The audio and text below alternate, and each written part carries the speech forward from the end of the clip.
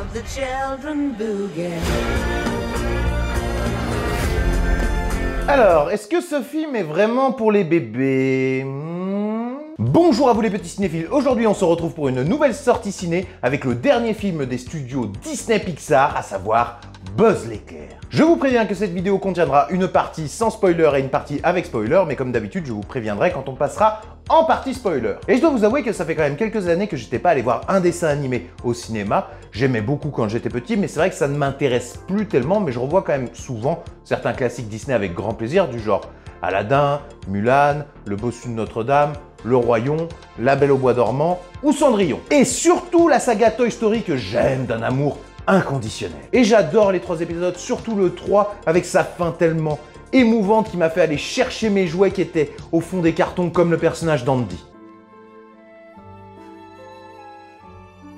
J'émets des réserves quant à Toy Story 4 que je ne déteste pas, mais que je ne trouvais pas forcément nécessaire. Et c'est un petit peu ce que je me disais avec ce nouveau film Buzz l'éclair. Est-ce que c'est vraiment nécessaire? Hein? Est-ce que c'est nécessaire un film sur toi? Est-ce qu'on n'aurait pas pu s'en passer? Hein?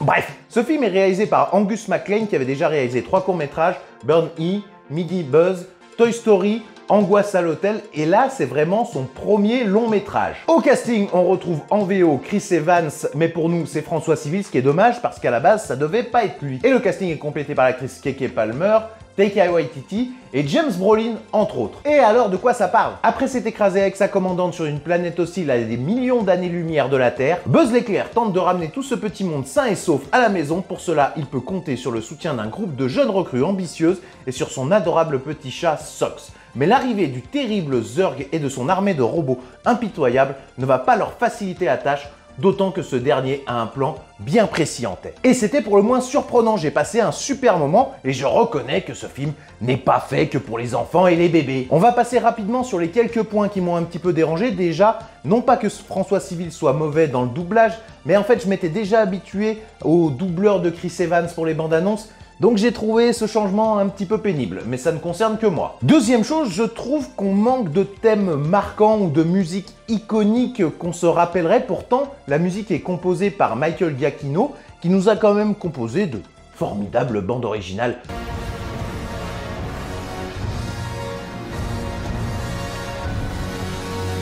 Surtout que dans la bande-annonce, on avait quand même Star Max de David Bowie.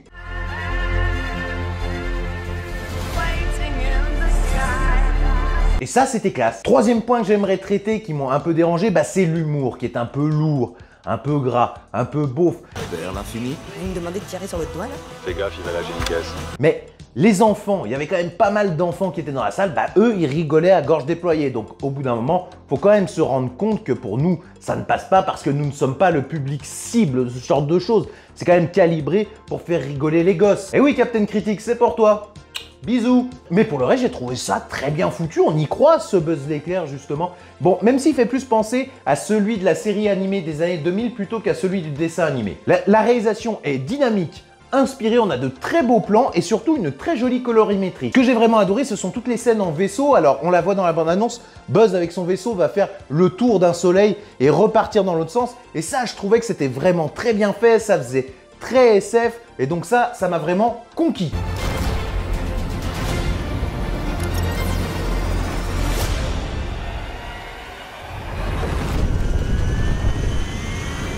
D'ailleurs, ce film fait beaucoup référence à des grands classiques de la SF comme Star Wars, Alien, Starship Troopers, 2001 l'Odyssée de l'espace. Il n'y a qu'à voir cette scène.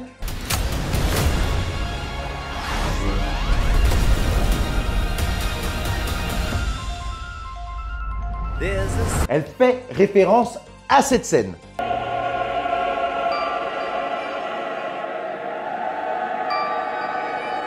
Ou une autre, pour exemple, on a une scène qui fait directement référence à l'évasion du Faucon Millenium de l'Étoile Noire dans l'épisode 4 de Star Wars.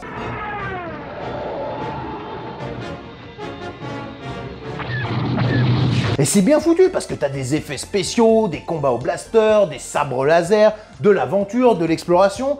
Voilà quoi, c'est cool. J'ai retrouvé un peu mon âme d'enfant à travers ce film et j'en suis content. Pourquoi aussi je dis que ce n'est pas que pour les enfants? Parce que ça aborde des thématiques très intéressantes, notamment l'orgueil, la trop grande confiance en soi qui peut mener justement à l'obsession ce qui caractérise très bien le personnage de Buzz dans le film. Je suis Buzz l'éclair, je suis toujours sûr de ce que je fais. Et aussi peut-être que nous sommes notre propre ennemi parfois dans notre quête et dans notre vie. On a également toute une réflexion sur la vie, le temps qui passe, savoir vivre sa vie dans le temps qui nous est imparti, la perte de nos proches, etc., etc. Et en cela, je mettrais vraiment en lien certaines thématiques de ce Buzz l'éclair avec le film Interstellar sur la notion de qui a vraiment sacrifié sa vie, qui ne l'a pas vécu pour pouvoir sauver le plus grand nombre. Bref, j'ai trouvé que les relations entre les différents personnages étaient bien, il y avait quelques petits moments drôles, très plaisants, et puis on a une évolution logique justement dans le parcours de Buzz qui est cohérent, donc voilà, c'est très bien. Autre point, on avait vendu le film comme quoi c'était le film qu'aurait vu Andy lorsqu'il était petit et qui lui aurait donné envie d'acheter le jouet Buzz l'éclair. En tout cas, moi, c'est ce qui me donnait envie de voir ce film. Et ben, c'est ce qu'on a. Donc, certains crieront peut-être au fan service, mais c'est logique puisque le jouet s'inspire du personnage qu'il y a dans le film. Donc, vous retrouverez pas mal de similitudes comme les plans à l'intérieur du casque de Buzz l'éclair avec le reflet de son visage sur la vitre. Vous retrouverez pas mal la phrase « Journal de bord, Buzz l'éclair » ou alors « Vers l'infini et au-delà ». Vers l'infini. Ou alors l'arrivée sur une planète inconnue, justement.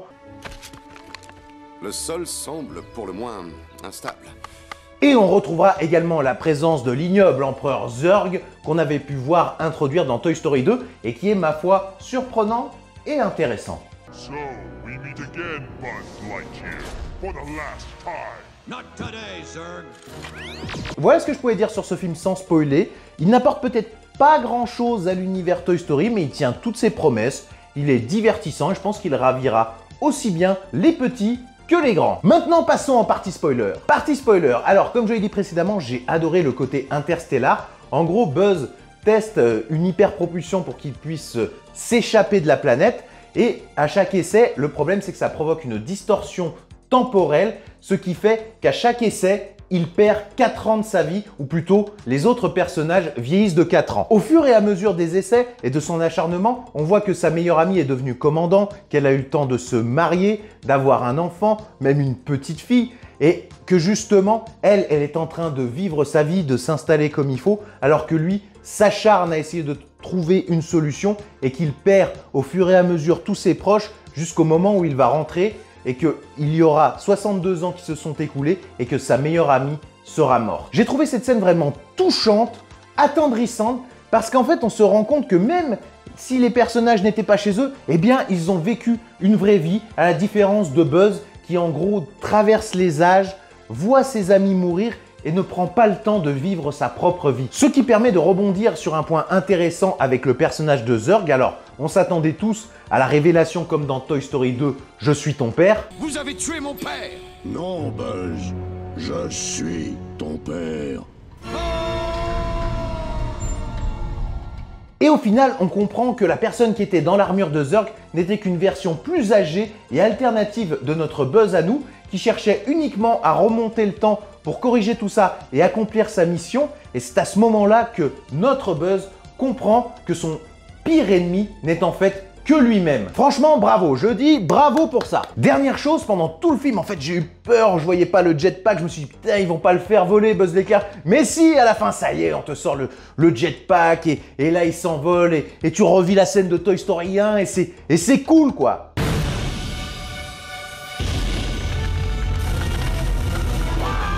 Ne me dis pas que la fusée va exploser. Certainement pas.